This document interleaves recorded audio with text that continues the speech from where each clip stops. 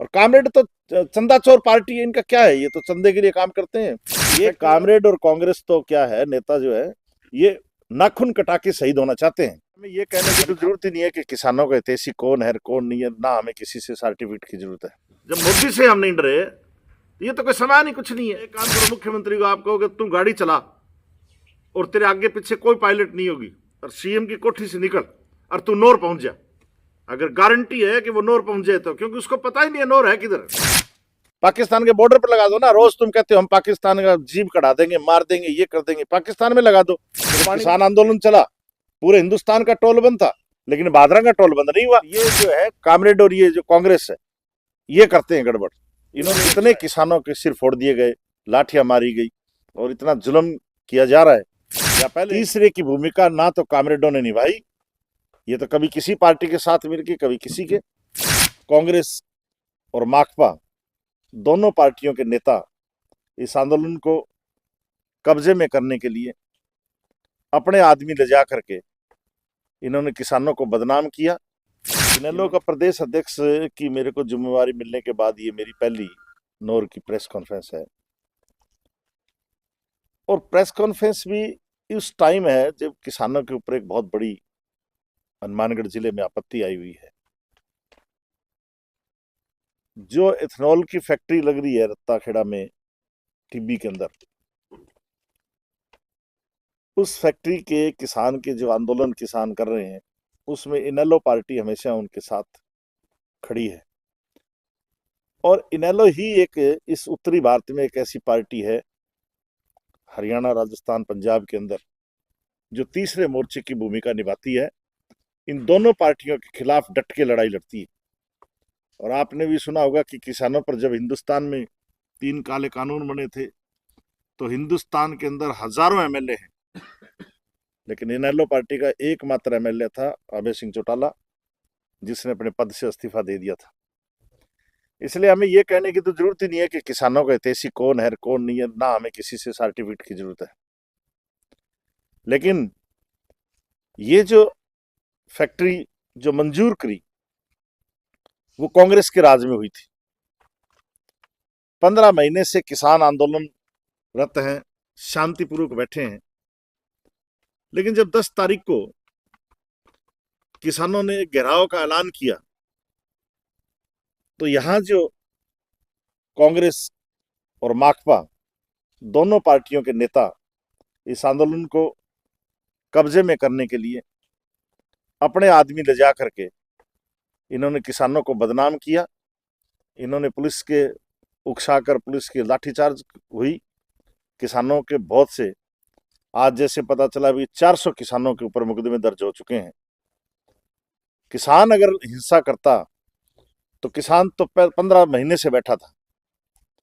इन्होंने अपनी राजनीतिक साजिश के तहत इस आंदोलन को बदनाम करने का प्रयास किया है और हम इसका पुरजोर निंदा करते हैं इनेलो पार्टी, क्योंकि ये तो किसी के सहारे बने हुए हैं। तीसरे की भूमिका ना तो कामरेडों ने निभाई, ये तो कभी किसी पार्टी के साथ मिलकर कभी किसी के। तीसरे मोर्चे की भूमिका में सिर्फ राजस्थान के अंदर और हरियाणा में सिर्फ इनेलो पार्टी है और हम किसान के साथ खड़े हैं। इसके अंदर हम आपके माध्यम से मुख्यमंत्री जी से चेताना चाहते हैं, मुख्यमंत्री जी को, कि मुख्यमंत्री जी आप हमारा इतिहास शायद जानते नहीं हो। हनुमानगढ़ गंगानगर ना तो किसी से दबा है, ना कभी किसी से डरा है, ना हम गोलियों की परवाह करते हैं, ना हम कोई और चीज की परवाह करते हैं। इसलिए आप समय रहते हुए आपको चेता दिया है, हनुमानगढ़ गंगानगर के किसान दबते नहीं है, उनके केस तुरंत वापस लिया जाए और इस फैक्ट्री को तुरंत प्रभाव से बंद किया जाए। क्योंकि अगर आपको ये ऐसी फैक्ट्री लगानी है तो आप वहां लगाओ जहां पर जनसंख्या कम हो। रोज कहते हैं कि 57 लाख लीटर पानी की जरूरत पड़ेगी, तो इतना पानी वैसे ही हमारे पास पानी नहीं है, हम प्यास से मर रहे हैं, हमारी फसलें बुआई नहीं हो रही है, बुआई होगी तो उसके ऊपर कोर नहीं दब रही है, खाद तुम टाइम पर नहीं देते हो, बीज तुम टाइम पर नहीं देते हो, और ऊपर से फिर तुम ये ऐसा जुल्म करते हो। कितने किसानों के सिर फोड़ दिए गए, लाठियां मारी गई, और इतना जुल्म किया जा रहा है। या पहले एक बार किसान आंदोलन चला था तब जुल्म हुआ था, दूसरी बार अब हुआ है। मैं तो आपके माध्यम से ये माकपा और कांग्रेस को कहना चाहता हूं कि इन नेताओं को तब कब सांप सूख गया था, जब 2023 के अंदर इसी अशोक गहलोत ने ये मंजूरी दी थी।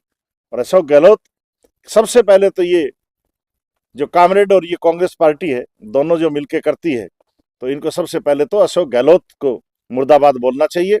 और फिर बीजेपी के मुर्दाबाद तो है ही है। बीजेपी तो कांग्रेस और बीजेपी तो बिल्कुल 100% किसान विरोधी पार्टी है, लेकिन अशोक गहलोत ने भी कोई अच्छा काम नहीं किया। इसलिए हम अशोक गहलोत और बीजेपी की दोनों की निंदा करते हैं और मांग करते हैं आपके माध्यम से कि किसानों के तुरंत केस वापस लिए जाए और इस फैक्ट्री को बंद किया जाए। और हमारे इलाके में मैं आपको बताना चाहता हूं, आपको सबको जानकारी भी है ये बात की, हमारी आईजीपीएन जो नहर है उससे हमारे 6 जिले जो है कैंसर से पीड़ित हो रहे हैं। अगर आप जाके देखोगे तो इतनी फैक्ट्रियों का उसके अंदर केमिकल मिलाया जा रहा है, और वो तो वहां से आ ही रहा है, अब ये धरती में भी केमिकल पैदा करना चाहते हैं। तो इसलिए आपके माध्यम से अगर मुख्यमंत्री जी, अगर आप इस 6 जिलों को कैंसर से बचाना चाहते हो, हनुमानगढ़, गंगानगर, बीकानेर और जैसलमेर, आधा जोधपुर और आधा बाड़मेर, अगर इसको बचाना चाहते हो तो तुरंत प्रभाव से आप पंजाब के ऊपर एक्शन लो कि पंजाब के अंदर हमारे जो गंदा पानी डाल करके हमें कैंसर से मारने का प्रयास किया जा रहा है, आप उनको रुकवाने का प्रयास करते तो हमें भी लगता कि हमारा मुख्यमंत्री हमारी चिंता करता है। लेकिन आप तो किसान जब कोई मांग उठाता है उसको तुम तो लाठियों और गोलियों से दबाने की कोशिश करते हो।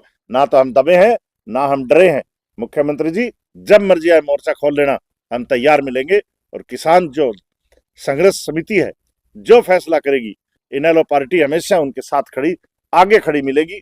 फैसला उनका होगा और लठ हम खाएंगे, पीछे नहीं हटेंगे। ये हमारा आपके माध्यम से किसान को, किसान कम्युनिटी को और दूसरे सरकार को हम आपके माध्यम से बताना चाहते हैं। आपने इनेलो भाई साहब किस प्रकार की भूमिका किसानों के साथ निभाएगी आने वाले समय में इस आंदोलन में?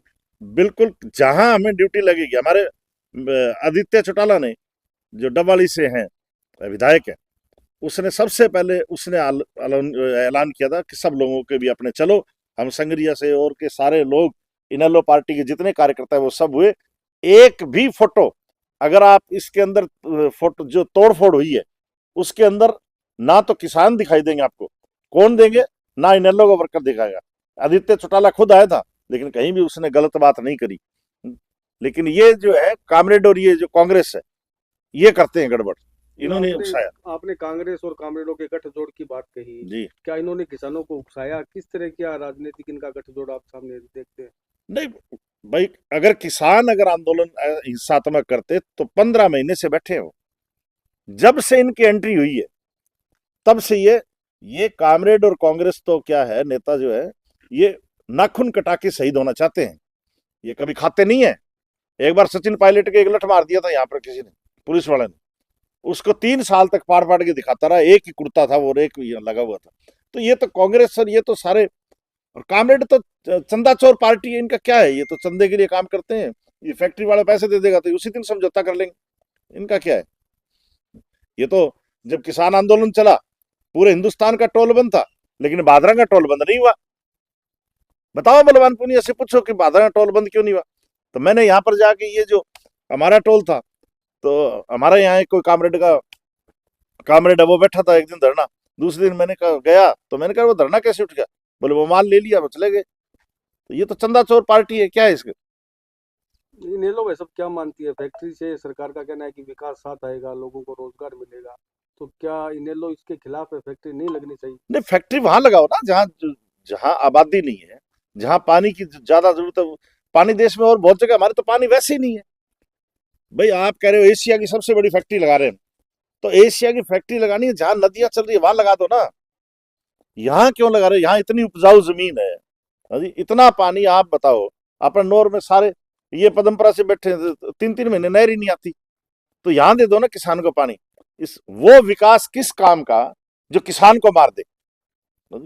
वो ऐसा कोई विकास हमें नहीं चाहिए जिससे किसान खत्म हो जाए और किसानियत की जमीन खत्म हो जाए।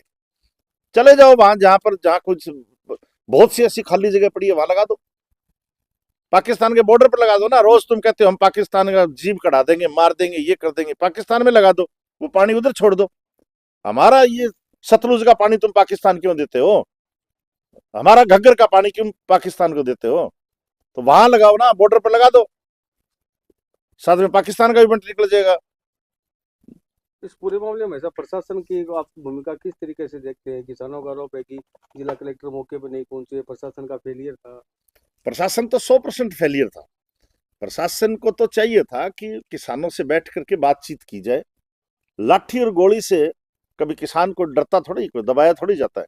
और ये कोई हल थोड़ा ही है, ये हल नहीं है कि भी आप लाठी से और किसी आंदोलन को दबा दोगे, तो वो दबता नहीं है।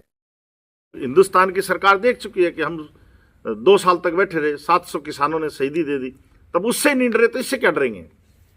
जब मोदी से हम नहीं डरे, ये तो कोई समान ही कुछ नहीं है। राजस्थान सरकार के वैसे 2 साल पूरे हो चुके हैं, सरकार गांव-गांव जाकर अपनी उपलब्धियां बता रही है। आप इन 2 सालों को किस रूप में देखते हैं? क्या उपलब्धि है? एक भी उपलब्धि नहीं है, कोई चीज की लगता ही नहीं है सरकार है क्या।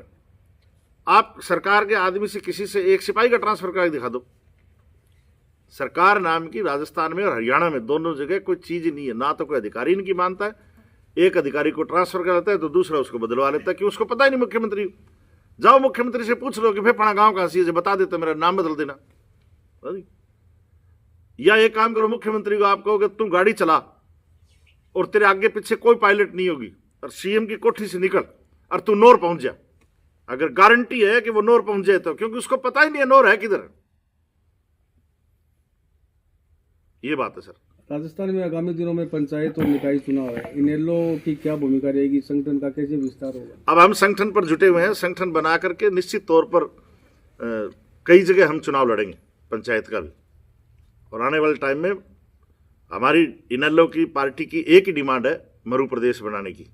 हम रेस्ट राजस्थान के अंदर हम ना तो चुनाव लड़ेंगे ना जाएंगे। हम तो सिर्फ मरु प्रदेश के लिए, चौधरी देवीलाल ने हरियाणा बनाया था, इनेलो पार्टी ने, चौधरी देवीलाल ने बनाया। और ओम प्रकाश चौटाला जी गंगानगर में 2 साल पहले हमारे आए थे, उसमें उन्होंने कहा कि हमारी पार्टी जो है तन मन धन से, जिस प्रकार हरियाणा बना वैसे ही हम मरु प्रदेश बनाएंगे। और जो हरियाणा में सुविधा है वो सारी सुविधाएं जो है वो हमारे इस प्रदेश में उनसे भी कहीं ज़्यादा हमारे प्रदेश में मिलेगी। और उसी की लड़ाई लड़ेंगे हम। मरु प्रदेश के लिए चुनाव लड़ेंगे, मरु प्रदेश के लिए मरेंगे, मरु प्रदेश के लिए जिंदा रहेंगे। मरु प्रदेश की इस धरती को हम आबाद करेंगे, दुनिया का सबसे सुंदर प्रदेश, हिंदुस्तान का सबसे अच्छा प्रदेश बनाएंगे। मांग कहाँ तक पहुंची है? वैसे लोग जुड़े हैं क्या इस मांग को लेकर? क्या आप लंबे समय से लगे हो? मेरी अगर कोई पहचान है तो मैंने गंगानगर से लेकर जयपुर तक 2 बार ऊंटों की यात्रा की है, हजारों लोगों ने स्वागत किया है। नहीं, मेरे तो बाप का नाम भी कोई नहीं जानता, सिर्फ मरु प्रदेश के कारण। हम अकेले भगत सिंह को नहीं मानते, हम भगत सिंह की विचारधारा से सहमत हैं। तो मेरे साथ जो लोग जुड़ते हैं वो इस मरु प्रदेश के लिए जुड़ते हैं। मेरी पहचान है तो वो मरु प्रदेश की है। और मरु प्रदेश बने बगैर राजस्थान का कोई सीएम आप हरीशचंद्र को बना देना, इसका कोई विकास नहीं कर सकता। हरियाणा, आप सब बॉर्डर पर रहते हो, आप जिनानिया की जमीन तो है 5 लाख रुपए का भाव रोड के ऊपर, और 1 फुट जब हरियाणा में चले जाते हो तो वहां 25 लाख रुपए का भाव। तो इसी से ही पता चलता है कि डेवलपमेंट क्या है हमारी। आज हमारा यहाँ का सरपंच कोई ललाना का सरपंच लड़ता है तो वोट मांगने कहाँ जाता है? वो सूरत जाता है, क्योंकि गांव के 250, 300, 400 बच्चे सूरत रहते हैं, वहां वोट मांगने जाना पड़ता है। ये डेवलपमेंट है। जब हमारे यहाँ बीकानेर में 2 साल पहले, 3 साल पहले, जब उस समय कौन सीएम था पता नहीं, वसुंधरा जी आई थी या अशोक गहलोत आए, तो उन्होंने सम्मानित किया पढ़े लिखे बच्चों को जो हायर एजुकेशन प्राप्त कर चुके। और उसमें प्राप्त किया तो उनका गिनाया कि बताओ बेटे कहाँ पढ़ते हो? कि मैं यहाँ पढ़ता हूँ। नौकरी कहाँ करते हो? कोई बोले मैं तेलंगाना करता हूँ, कोई बोले मैं मद्रास करता हूँ, कोई बोले मैं अगरतला करता हूँ, कोई बोले मैं हैदराबाद करता हूँ। एक भी सिंगल आदमी इस पूरे बीकानेर संभाग का एक सिंगल बच्चे ने भी ये नहीं कहा कि मैं हनुमानगढ़, गंगानगर, बीकानेर, चूरू, झुंझुनू, नागौर, सीकर, जैसलमेर, बाड़मेर, जोधपुर, पाली में नौकरी करता हूँ। हमारे यहाँ 2000 आदमियों की एक भी फैक्ट्री ऐसी नहीं है। हायर एजुकेशन प्राप्त करने के बाद आप बता दो, किसी दुकान पर मुनीम रह जाए, बेशक कोई भट्टे पर खड़ा हो जाए, तो बेशक रोजगार कहाँ है? यहाँ गांव के गांव खाली हो चुके हैं बेरोजगारी के कारण। तो इसलिए हमारी डिमांड है, और बहुत अच्छा समर्थन मिला। 2 बार देश के प्रधानमंत्री ने मेरे को खुद बुलाया और मरु प्रदेश की किताब हाथ में लेके फोटो भी खिंचाई। और प्रधानमंत्री जी ने मेरे को एक ही बात कही कि ये तेरा जिंदगी का सबसे अच्छा आंदोलन है और मरु प्रदेश बनना चाहिए, 1000% बनना चाहिए, लेकिन बनेगा तब जब आप ये जनता को जागृत कर दो, और हम जनता को जागृत करने लगे हुए हैं। अब की बार हम जो है, ये सरकारें जो है वो दो भाषा जानती है। एक भाषा जानती है सरकार कि हम प्रदर्शन करें, आग लगाएं, लाठीचार्ज हो, लोग मरें, हाहाकार हो, तो सरकारों के कान खुलते हैं। जिस प्रकार हमारे यहाँ 15 महीने किसान आंदोलन चलता रहा, सरकार ने आंख नहीं खोली, लेकिन एक दिन जब रोड़ा माचा और लाठीचार्ज हुआ तो सरकार रिव्यू कमेटी बना दी, सब कुछ बना दिया। तो इसीलिए हम दो तरीके हैं सरकारों के कान खोलने के लिए। एक है हिंसा का सहारा लें, वो हम लेंगे नहीं, क्यों हम किसी बच्चों को बर्बाद करें। दूसरा है कि वोट की चोट। तो अब की बार हम मरु प्रदेश के नाम पर, मरु प्रदेश बनाने के लिए हम चुनाव के मैदान में इनेलो पार्टी आएगी और उसमें मरु प्रदेश के लिए वोट हम मांगेंगे।